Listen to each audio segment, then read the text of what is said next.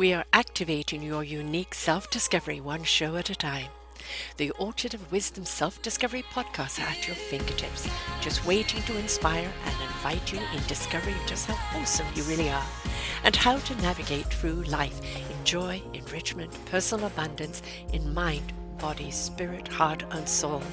All the people we bring you are here to serve you on your journey of life. Do enjoy our next show. Good morning, good afternoon, and good evening, everybody. Welcome back to another edition of Quantum Spirituality right here on selfdiscoverymedia.com. I'm your host, Sara Troy, and my guest today is Stephan Hawley Martin. No, he's not the Steve Martin that you think he is. He's the Hawley Martin inside in the middle there. He is an author, a professional author of many, many books. And we're going to be talking about his Oaklea Press as he helps people actually produce their books. But he's also going to be talking today about the evolution of humankind and where we are headed, the evidence that consciousness is not confined to our brains. Hallelujah. No, it isn't. The brain is the last one to get it, actually. He's the editor and publisher of the Oaklea Press, as the talk show host of a popular weekly internet podcast, The Truth About Life. And it became clear to the best-selling author Stephen that he had interviewed dozens of near-death survivors, psychics, researchers, and into the paranormal, as well as the quantum physicists and the medical doctors, that humankind is on the cusp of transitioning into a new understanding of the true nature of reality. To share what he has learned and to help speed this transition, which he believes will be the result of a rebirth of optimism and the world becoming a better place to live and work, he has written more than 24 books, many of which have achieved bestseller status on Amazon. Martin is a former principal of the world-renowned firm that created the Geico Gecko, the Virginia is for Lovers, and the Martin Agency, and he is currently the editor and publisher of the Oaklea Press. He is the 3-time winner of the Writer's Digest Award, and having won first prize twice for fiction and once for nonfiction, and he has won first prize for visionary fiction from independent publishers, the first prize for nonfiction in the USA Book News. But what is the evidence of life after death, of reincarnation, of that our consciousness is not confined to our brains? This is something we're going to be speaking about today. And as I said, for me, the brain is the last one to get it. It's, I think, when we choose to open up our channel on our spirit and allow that wisdom to come through, resonate with the heart in truth, go into the spirit into action, our mind will know what it needs to know when it needs to know it. But if we constantly come out from the head first, we get confused and we can get trapped in old doctrine and conditioning. So yes, the wonderful consciousness lies in our heart, soul, and spirits, the intellect as well. Welcome to the show, Stephen. Well, thank you so much for having me, Sarah. I'm glad to be here. A lot of the beauty, and this is something that there's actually been a common theme this week on my shows, which I always love the way it goes. I can do anything from 6 to 8, 9 shows a week. And sometimes even though they may be diverse type shows, there's a common theme. And the common theme this week is the consciousness awakening. And we are awakening right now. And although we're seeing so much disruption going on in the world, it's the Celtic rune Haglas, disruption. You kind of need that to kind of clear away the old and allow space for this new consciousness to come in. And this new consciousness is just a higher energy, which we call love, right? Well, absolutely. And I think that whenever there's a change occurring, there's always a lot of chaos and so forth that goes along with it. You know, things are getting shaken up. Yes. And I believe that's what's going on now in our world. And really it's more and more people are coming to understand that really we're what is the cliche? We're eternal spiritual beings who are having a temporary physical experience. I really think that's absolutely true. We're here to learn and to experience. We come into this reality from our home, which is the spirit dimension, spiritual dimensions. And we come in through our mother's womb and take on these physical bodies that I kind of compare to diving suits. You know, when you go down under the water, and we have to walk around in them and experience this reality through them, through our senses. But our brain really is not a It doesn't create our consciousness or our mind. It's actually a receiver of Yes. consciousness, which exists beyond the body. And but our brain, it integrates our consciousness with our body so that we Mm. can use it and get around in this reality. And that's what it's about. That's what this Mm. reality is about. It's a school. It most certainly is. And some people never get beyond kindergarten. And they just have to keep coming back again and again and again until they get to those high grades. But Yeah. the universe gave me a saying 5 years ago that the universe is going to shake us up, to wake us up, for us to step it up, change it up, and grow up vibrationally, but also grow up as a human race. Where, in many areas, we're still being shaken, but so many people have awoken and stood up and changing it up. And I know just from 10 and a half years of doing this, and I'm sure with all the books and the people you've interviewed, it's not going to make CNN, it's not going to make Fox News, but the consciousness that is out there is growing quite exponentially, isn't it? And we just, it's going to suddenly tilt everything. I think this is why we see so much resistance right now. And, from the people who don't want to step into that consciousness, they're resisting. But resistance is futile, isn't it? Well, I think so. And I compare it to water building up behind a dam. Hmm. Eventually, the dam is going to break, and we'll make that transition into a new reality. A new people will have a new world view, which is going to make things much better. And I started on this journey probably about really quite a long time ago. I had an out of body kind of near death experience when I was in my 20s, and but I had been raised as in a very rational household. I would call my parents scientific materialists. They believed Hmm. that if you couldn't see it under a microscope, Right. it didn't exist. Yes. And that was the worldview that I had. But then when I found myself looking down at my body and realized at that moment that I was not my body, I was my consciousness. And Hmm. my consciousness at that moment was outside of my body. That's when it really woke me up and started me on, as I said, a journey that I've been on now for 50 years. So Mm. I've really kind of, it's my passion to figure out, or was my passion to figure out what the true nature of reality is. And I think I'm getting pretty close. I don't think we ever know completely, but there's one thing I do know, and that is that I'm not my body, and I'm a spiritual being, and I'm here to learn and experience and to help spread the word and to help kind of do my little bit to push humanity across into this new understanding of who we are and what we are and why we're here. So there you go. You're an awakener, I'm right? So doing my best. That's why I've written all those books. And exactly. And an ocean isn't made of like a gallon, it's one drop at a time. A beach is one grade of sand at a time. And when we actually understand it, I always do the analogy, people must be sick of this by now, but it is, we're here to discover what our instrument is. And when we discover what it is, how well do we play it? And then we look for that orchestra that as individuals, we can bring our strength collectively, harmoniously to create a symphony that resonates out. And we realize that we are so much not only stronger, but we can create that vibration out there so much more when we do come together. But we can't do that until we've found it within ourselves. We have to find it within ourselves first so we know how to bring it to that collective consciousness. And that's just allowing, isn't it? Allowing the channeling of the wisdom, to ignite with an open heart. It can't speak from a closed heart.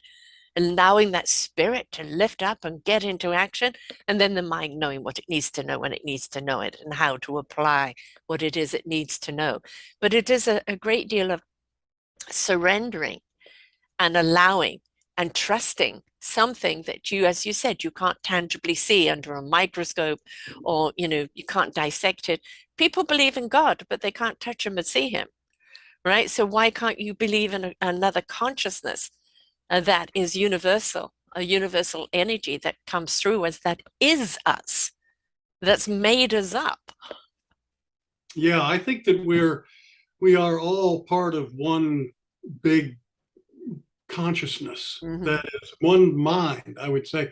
It's like if you think of God as as having a, maybe it's God as having a dream, and we're all characters in that dream, Mm-hmm. and we're all related. We're really all part of that one mind. All is one. Uh, I think he's been having a few nightmares lately, though. well, it's true. It's true. But mystics have been saying for thousands of years that all is one, and I think that's true. And that we're each here for a reason. Every one Yes. of us. We've come into this reality for either to learn something in particular, or to experience something that will help us grow, or we're here perhaps for many reasons, and one might be to. I think I'm here partly to help us speed us along into this new reality that we're moving into, this new understanding of who we are and why we're here.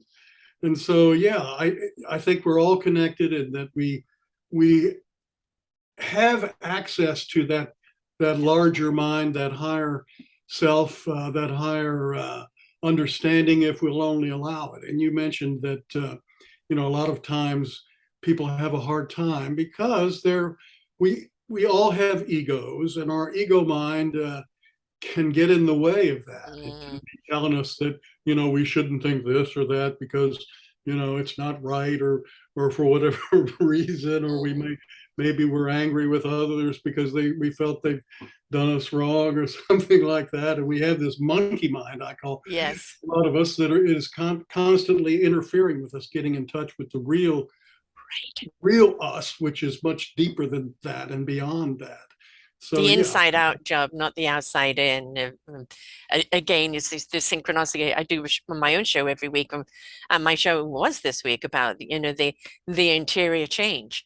Everybody wants to see change on the outside, but they don't realize it has to happen within first. And when it happens within, you are now part of the equation to help it happen on the outside. All the bad decisions that we've made collectively, we've done from a limited knowledge. When we tap into that source of consciousness, that heart wisdom that comes from the universe, and especially when we share that knowledge, we now actually have stepped into solution. And in that solution, we can all truly, and it's not a la la land, we can all truly be seen, be heard, and count as a collective, as an individual in the collective, and live harmonious lives. But it really is up to what we feed, isn't it? It is. And I think that whenever you feel triggered, something happens Mhm. and you feel angry about it, or you react, it's time at that moment to think about why. What is it Yeah, about? What is my belief that has caused my subconscious, probably, belief that has caused me to react in that way? And then, we can kind of go inside and kind of psychoanalyze ourselves, and maybe expel beliefs that aren't true, that right. are not helping us, that are kind of holding us back. That's one of the things I believe. What I've done in my lifetime, having been brought up in a materialistic, Mhm. rationalistic kind of household, is I have approached this whole spiritual journey more from a scientific point of view. Mhm. As you mentioned, I've interviewed quantum physicists, Yes. I've interviewed researchers into the paranormal, and here in Virginia, I'm in Richmond, Virginia right now. It's where I live and where I grew up. And at the University of Virginia, there's an outfit called the Division of Perceptual Studies. It's part of the medical college of the University of Virginia. And they have been studying, they started out almost 60 years ago, probably was 60 years ago, 1962, yeah, Mhm. 60 years ago, studying children's memories of past lives. Yes. And they now have over 2,500 cases that they've studied in those 60 years. About 1,700 of them they believe they have solved. and that they found the individual whom the child referenced in terms of his occupation, his name, his Hmm. marital status, his children and their names, and all Yes. those kind of facts. They've also studied near-death experiences and all kinds of Hmm. things to do with consciousness, and have come to the conclusion that you and I have come to, which is the brain does not create consciousness. The brain is a receiver of consciousness. Yes, it is. And 100%. so there, that's just one of the things that I write about in my books of what the University of Virginia's studied and what they've come up with. But there are others too. There are people studying psychic mediums and whether or not they can actually communicate with people who've passed. And there's remote viewing. I've interviewed Yes.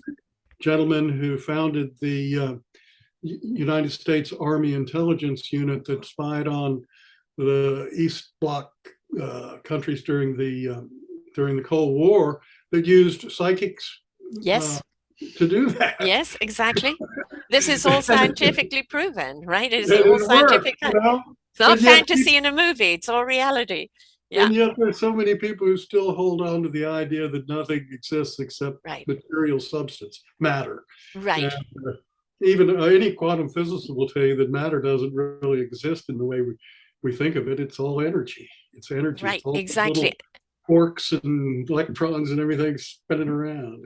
And the thing is with the matter, the actual body, without the consciousness is very robotic. It's extremely lost. It needs the consciousness to be the driving force within the matter of the body. And without that, we are running in data all the time. And that data could be very much societal conditioning, the do's and the don'ts dictated by who, I don't know, but most certainly not consciously driven. And in a lot of ways, if we don't allow the consciousness in and we are just living from that raw data, we've put a firewall up and we're not willing to accept any other kind of information that comes through. And without that other information, we are quite essentially a lot of walking dead, because without the consciousness we're not living. Yeah, exactly right. Exactly right. Yeah. I'm with you on all of that. And so, it's time. If you're listening to this or watching it, my advice is to spend some time in quiet contemplation, or maybe go out into take a walk in nature Yes. and uh, look at the trees and the birds and the bees and all the things that are alive and conscious. It's all part of that. You're part of that same Yes, consciousness that we're they all are. part of that energy, right? We're just, back to the music analogy, we're all a different note, right? And we are that one particular note, but when we come together and all of our notes come together, that's when we really can create the music. And nature, I have wonderful Michel Pascal, who's a meditation master. He will take people into Times Square to meditate amongst the chaos. It isn't about being in the silence, it's finding the silence within the chaos. The Yeah, silence lies within you. And when you can switch off with all around you and go into that consciousness, to that stream, you are no longer a part of the tornado that is around you. And within that peace and that silence, you now can see the clarity and what you need to do to, burst that bubble, remove yourself from it, or even, stop the tornado altogether. But nobody can think clearly when you're in the chaos. Because that's when fear comes about. That's when from fear it becomes distrust, that becomes hate, that becomes violence. It is an absolutely no win scenario whatsoever.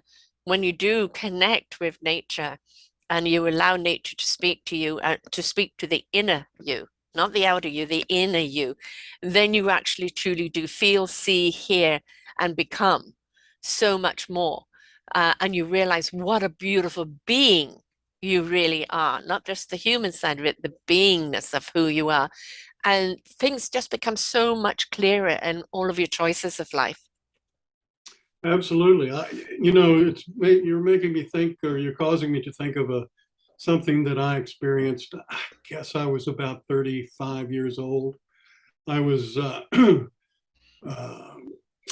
meditating. I was out in my backyard. It was a beautiful spring day. It was probably 70. I use Fahrenheit. You use Celsius. Celsius. Probably 21 Celsius, 72 degrees Fahrenheit, and beautiful blue sky. Maybe a few puffy clouds going by, and just the right temperature. I was on a lounge chair, just meditating, and suddenly I had what I would describe as a mystical experience where I just sort of felt like I merged with Yeah. what you might call the infinite mind. And when I opened my eyes, I could see auras around the trees and the flowers and the grass. And it Mhm. continued, and I went into this mind and became, it was like I merged with it and Yes. became one with it. And whatever I thought about, I had understanding, or I knew what the truth was. Hmm. I don't know how long it lasted. Maybe lasted 5 minutes. Maybe it was 30 seconds. Maybe it was half an hour. I don't know. Right. But There is whatever, no time. There is no time in there that was realm. no time. No. And I didn't bring everything back with me that I learned or I thought about, but All you I did is the brought, subliminal will come out when it needs to. Yeah. yeah, I brought enough back to know that I was part of that at that moment, and it is something that is within each one of us. Yes. And it only happened to me that one time, but it was enough to really change my life and make me understand that I am part of this bigger thing, this larger mind that we're all part of. That Right.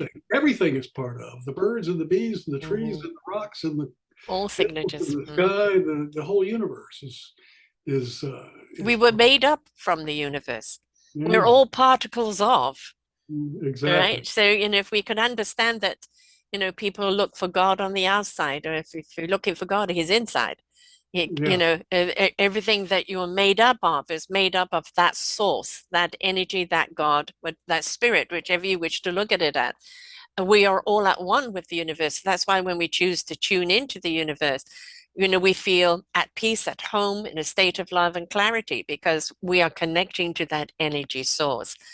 I'm a dimensional traveler, so I will go off into other worlds, and I have a complete experience there. And like you said, you'd have no idea what time you've really gone, and then you kind of come back. Did I experience that here and not remember it? No, no, I experienced it somewhere else. And I think the limitations that we place upon ourselves by the conditioning and the teachings of the past. This is something to be afraid of, or it's cultish, or God will condemn you and cast you into hell. Hell is the ignorance, the arrogance, and the fear that we live in on earth. Heaven is when we truly tap into our consciousness and we live that beautiful divine experience here on earth. yeah. I think the Buddhists call it nirvana. It- Hmm. you have this connection to the all that is right here on earth, and everything around you might be going nutty crazy, Yes. which is in this at this time in history, but you feel calm, and as you said, you're able to think clearly, and love is part of it all, and Yes. it's an experience that you don't want to come out of when you're in it. No. And when you do kind of come out of the euphoria of it and you come back into the world, there is a bit of a resistance at first. And then you realize, well, you haven't come back alone. You have come back with wisdom that you may not even know that you have right now. But when you do need it, when the time is right, that wisdom will be there. That's when I say the mind will know what it needs to know when it needs to know it, is that we've stored all of this beautiful experience that we've had. And it's when we're ready to use it, it's there. But I think one of the things it teaches is we place a great deal of information on intellect, academic intellect, of storing a great deal of knowledge like a computer.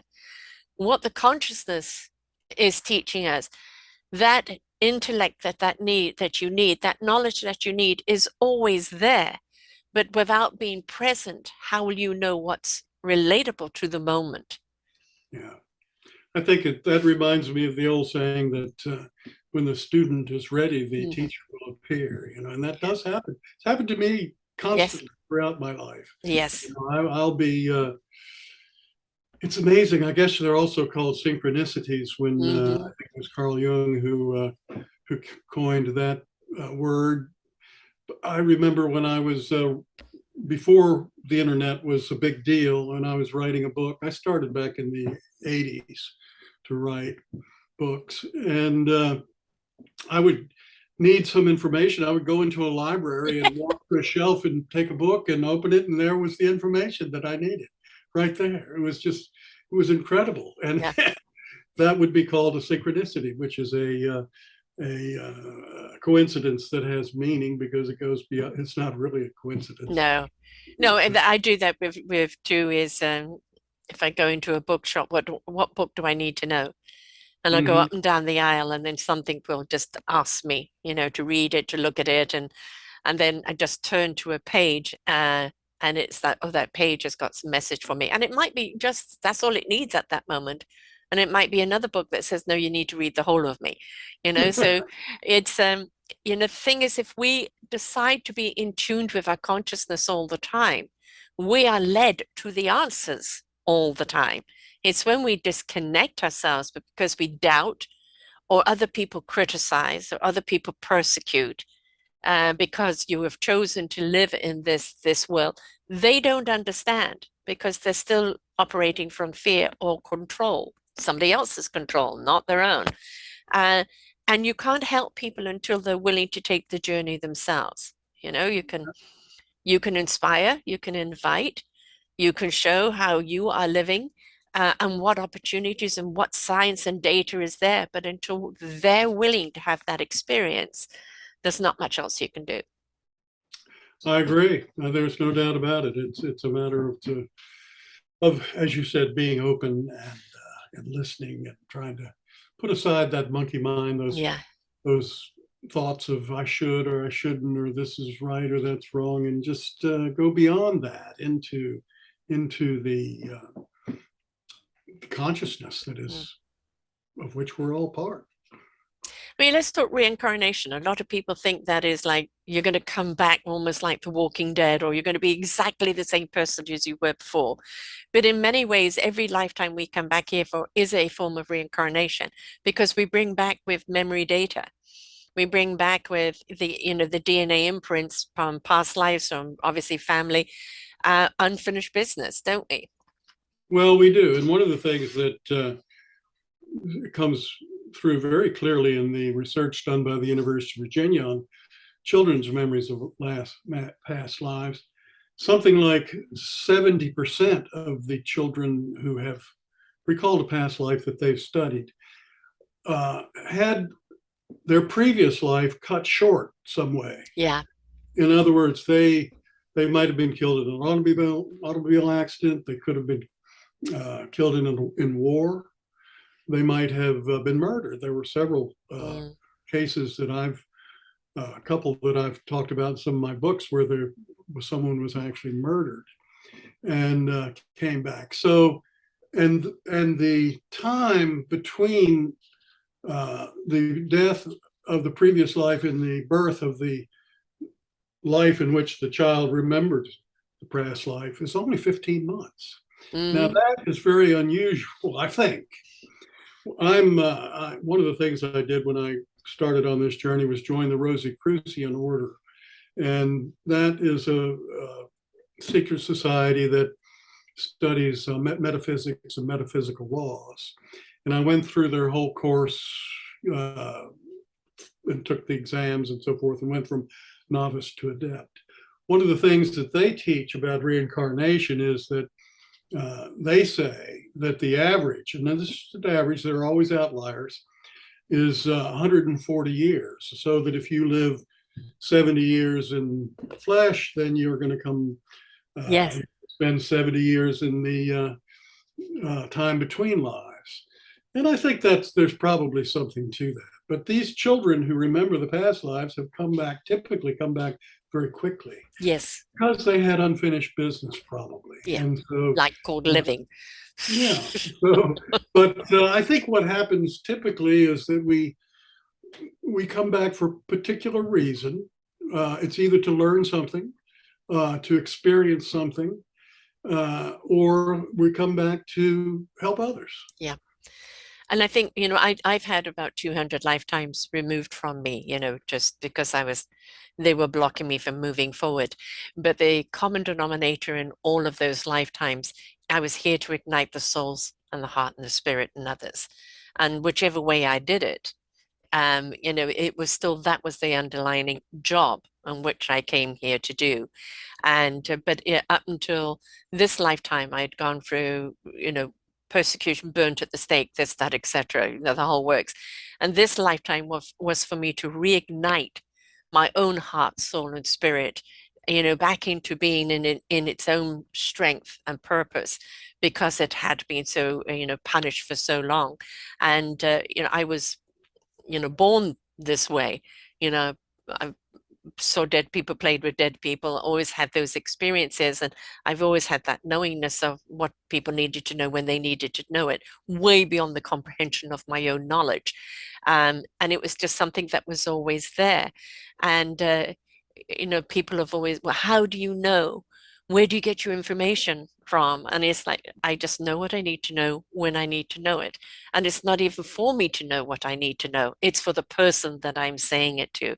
So having removed those past lives has allowed me now to step back into the full purpose of which I came here to do in the first place. Well, now that's an interesting. Let me ask you, what is it? What do you mean by, and how does it work that they were removed? That those 200 lives were removed? How did? Yes, yes. Well, I was carrying their signature around with me. And, for a very long time, I had this brick wall in front of me, and it didn't matter. I couldn't go over it, under it, I couldn't obliterate it. It was constantly a force against me. And the first time it was done by a woman using a pendulum. And she just removed these past lives, 152 lifetimes at that point. And it was quite a weird experience.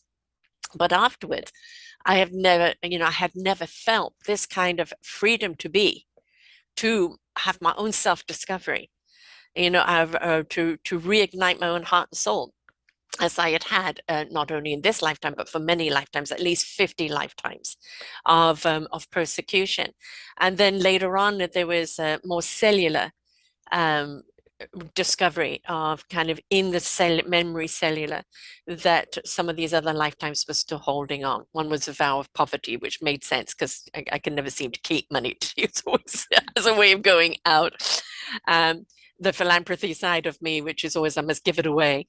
But it was very, very interesting because as they were released, I could feel a burden coming off me. I could feel I'm no longer carrying, the pain, the anguish, or the feeling stuck, or anything else that was happening with me. I am a person who feels sadness very easily, and when the world is in pain or people in pain, I feel it. That is that empathy that's quite highly strong, and it has played havoc with the human side of me because it will come out in the form of depression or anxiety. So if I go into my spirit, I can calm that down. But it has been the more I have been able to open up back to my spirit, the more I have had memories of who I have been and what I where I stemmed from. Interesting, very interesting. Yeah, I know about a few of my past lives, but and basically my overall thing is, what was it? One of the psychics told me, omniperception. I have a kind of ability to see a big picture when only Yeah, a small part of it is right. available. A seer. And, that's one of the reasons I'm able to write these books and so Yeah. forth. I'm also able to see things from a lot of different angles and from different people's points of view. So, so I'm here doing what I'm supposed to do. I'm following my dharma, I guess it is, Hmm. my purpose in this lifetime. And And that's what we're all meant to do. The thing is, that's why, I call it your instrument. This was your instrument. You had the prove it to me growing up. if it's not in the science, it's not real, to Mhm. having those beautiful cosmic two by fours that said, hang on here, pay attention to this science. It is cosmic science. And we're very real. And the only way you're going to understand the reality of it is to experience it.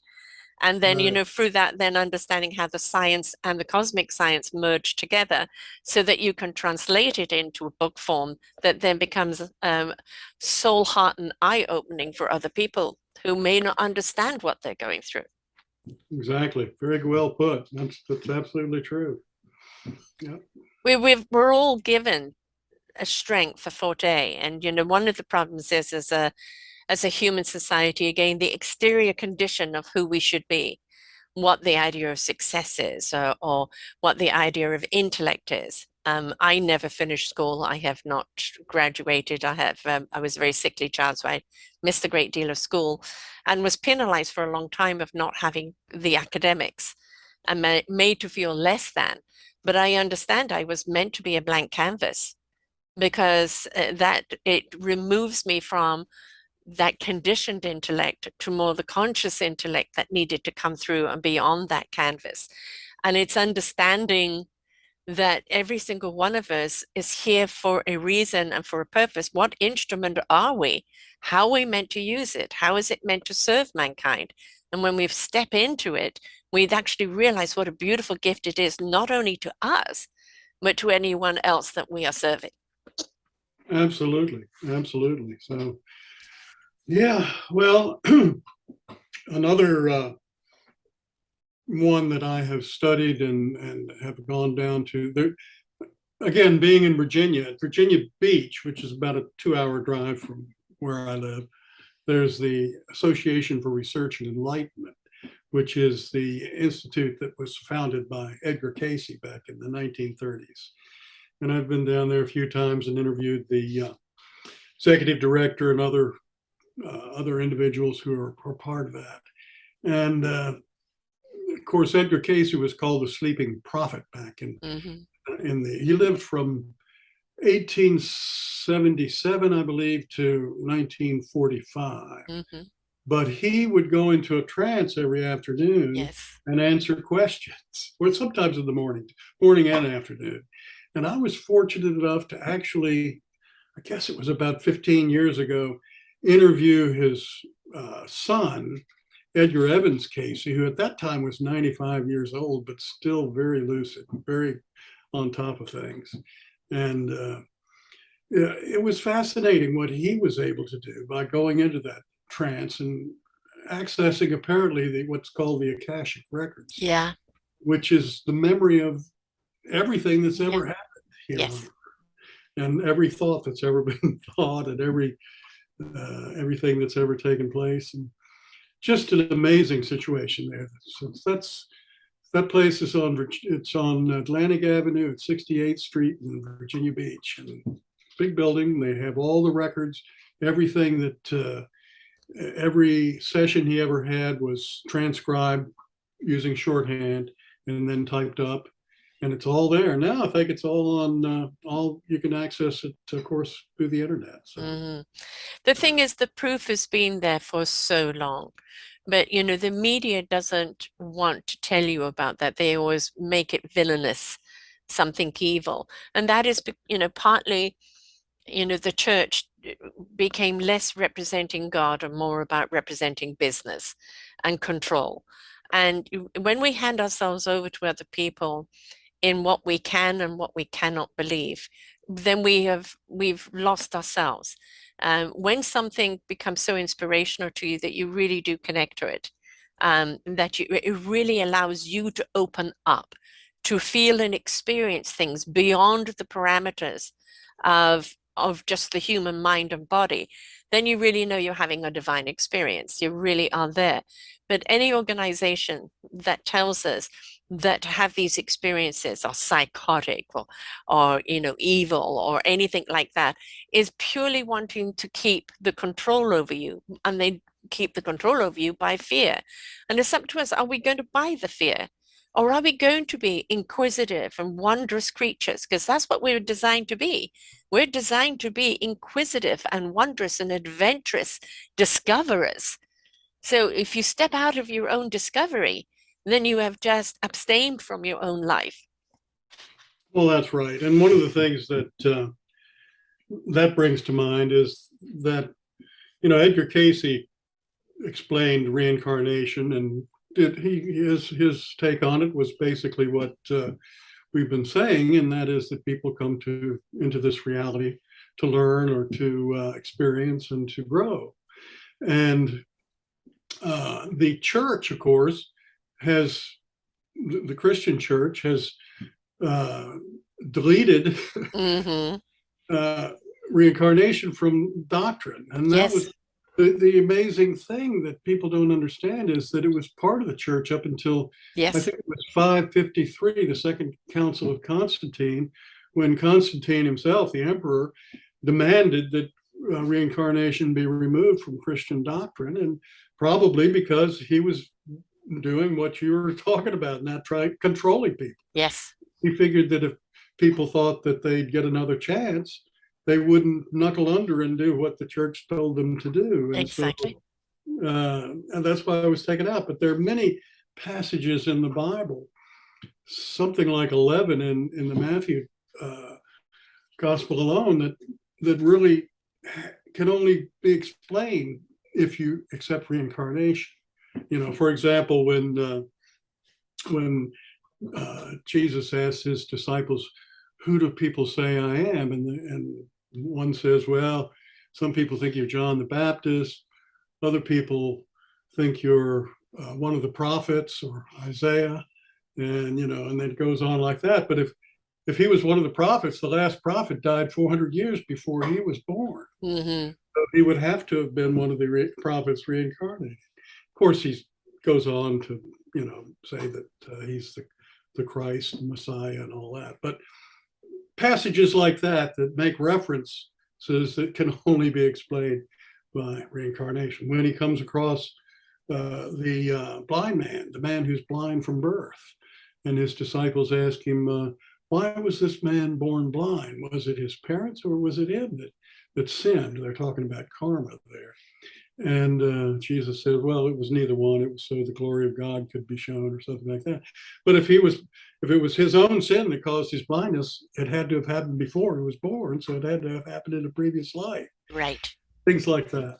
So those. Where do you stand with the UFOs? I had a wonderful gentleman on this week who's actually again kind of science-based, Michael Horn, and he has studied the UFOs and Billy Mira research that has been, incredible photography and experiences that he's had going back into the 40s, and indisputable proof that they exist.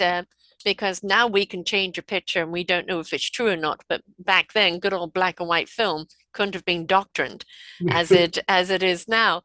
Where do you stand with the UFOs? Well, I think that there are probably all sorts of intelligent beings Yes, in we're reality certainly in the not. universe. We're not alone. We're not No, alone.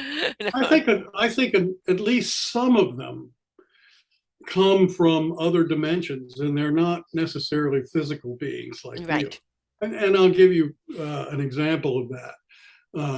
When I first started work after college, I worked at an advertising agency in Baltimore, and my boss was a retired colonel from the Air Force.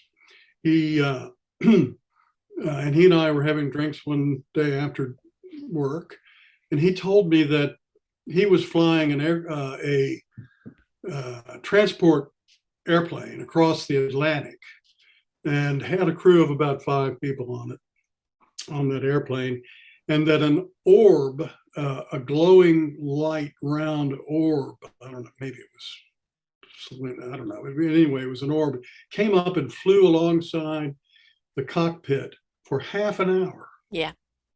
And that everybody in the crew saw it and witnessed it. And then at some point it just went and Yeah. shot off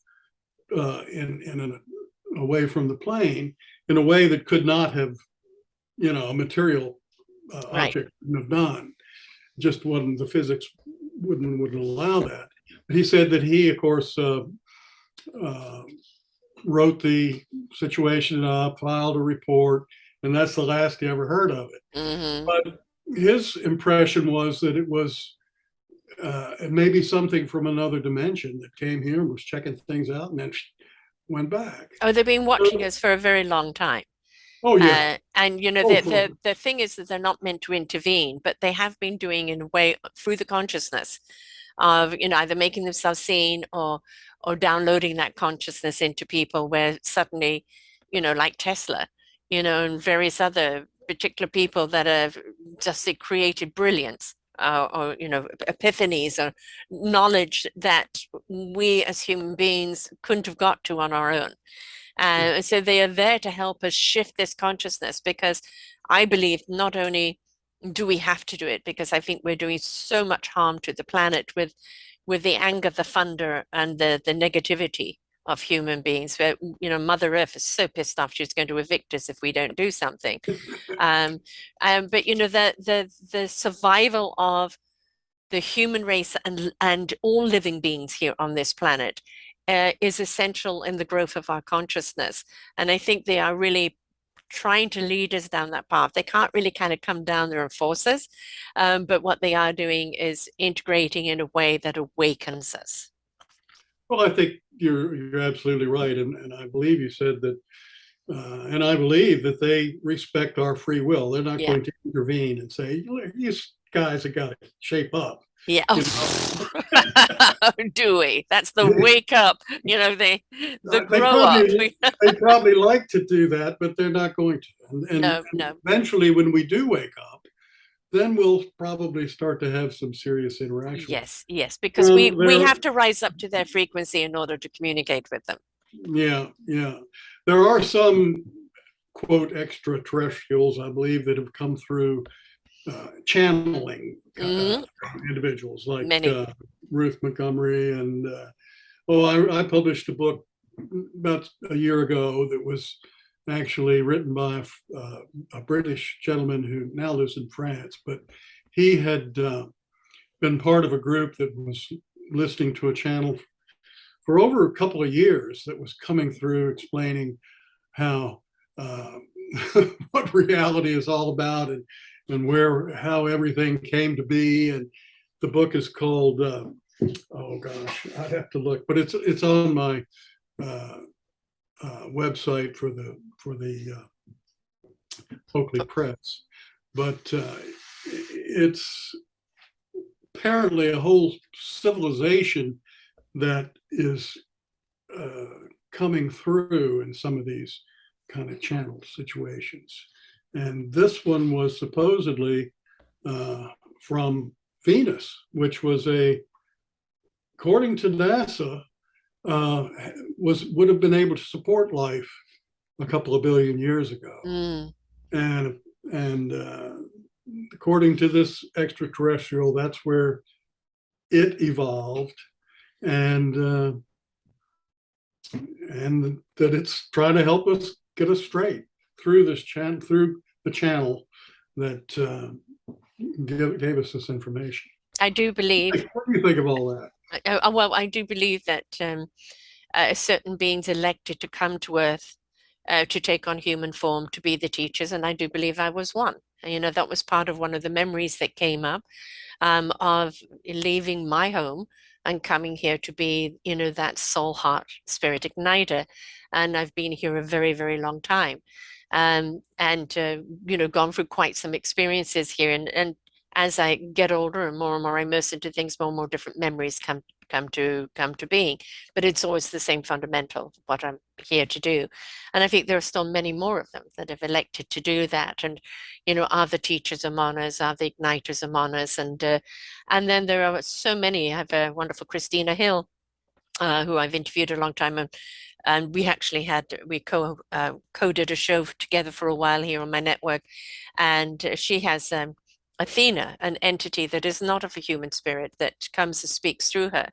And before she discovered that it was actually Athena's voice, she actually thought she was going mad, and she was actually locked up, because they thought that she's speaking to voices, until eventually Athena managed to come through, break through, and say, "No, I've chosen you to be the vessel whom she speaks through. And there's so many that I've interviewed that have, that they were chosen for.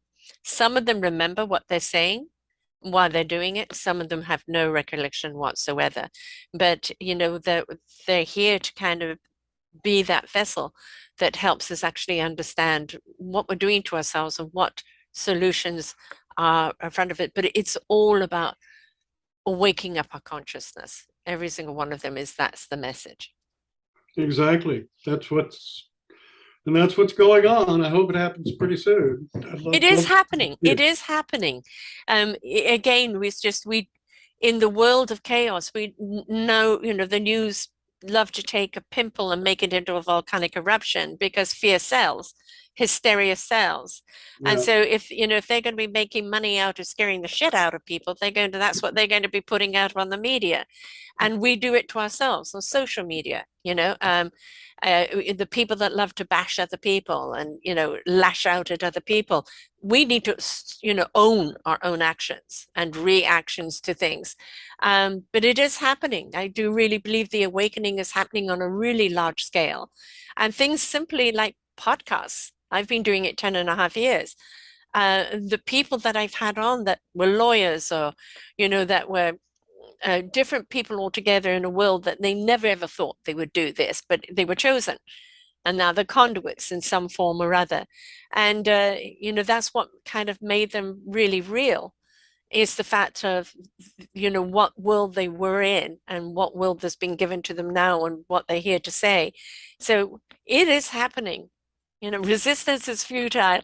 The awakening is happening, so you may as well get on board, because when you do, then you actually really actually understand what life is all about. Yeah. Let's talk about your publishing house now. You actually do publish other authors. What kind of Yes. authors do you publish?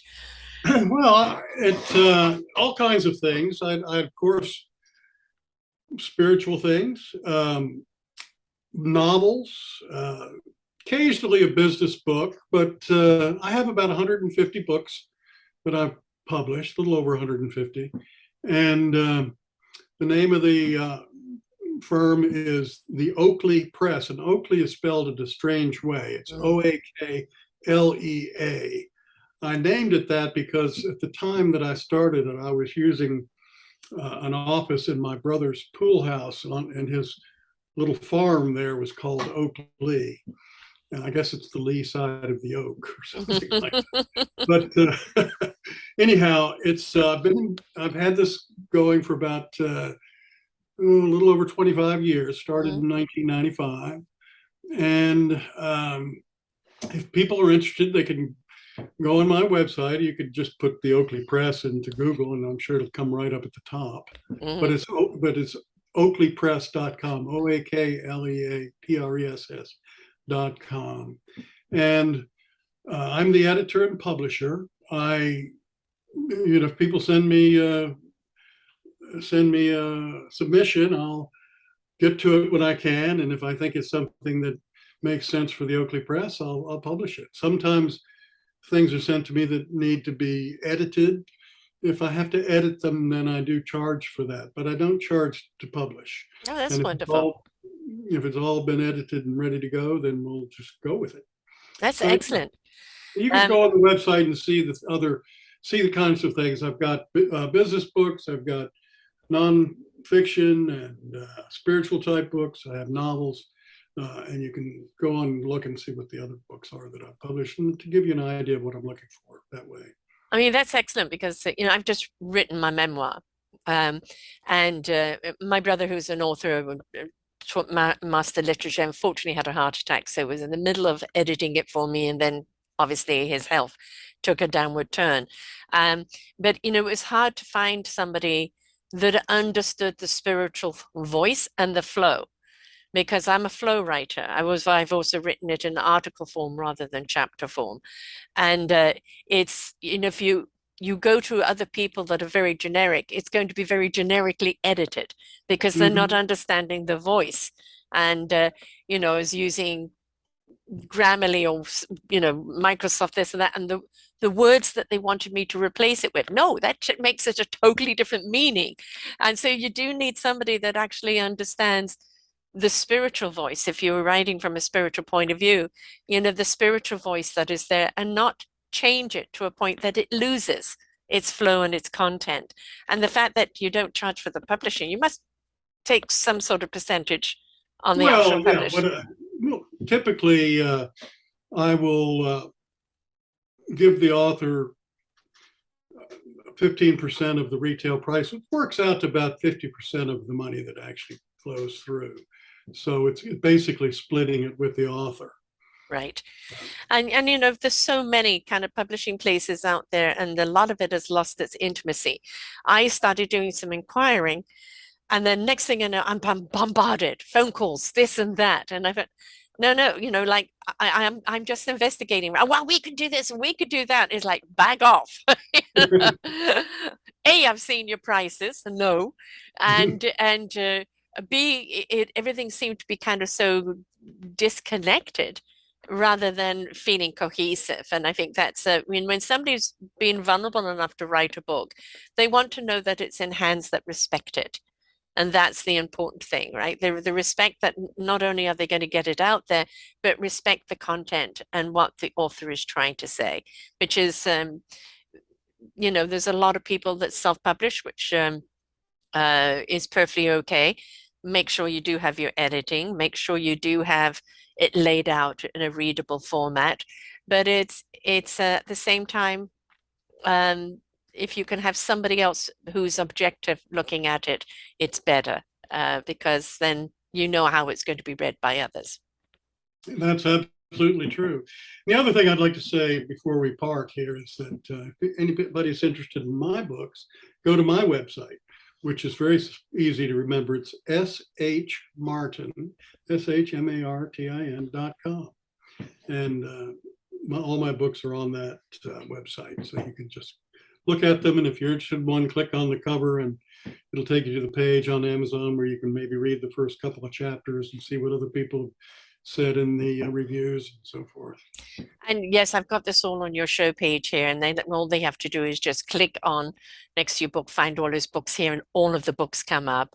And shmartin.com, Oaklea Press, Oaklea Press.com.